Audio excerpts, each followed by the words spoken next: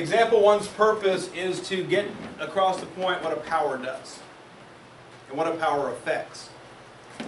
When you look at a power, it's a little number up above the base.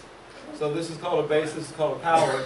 It's telling you how many times you use the base as a factor.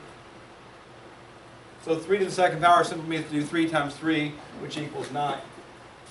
Now, one extra added feature of a power that isn't always discussed thoroughly by us math teachers, and I'm going to try my best to throw this in whenever possible, is that powers affect only one object, unless parentheses are involved. So when you look at each of these, 3 is being raised to the second power here, 3 is being raised to the third, that means 3 times 3 times 3. 9 times 3 is 27.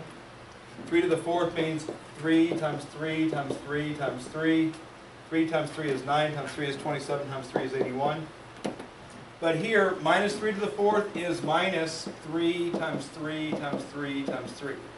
The minus sign is not being raised to the power, just the 3 is. So be very careful with that when you're dealing with power expressions, that only the number is being raised to the power unless parentheses get involved. We'll notice that in example 2 when we get to it. So this 3 times 3 times 3 times 3 makes the same 81, but there's one minus sign which makes it negative 81. So there's only one negative, not 4. Exactly.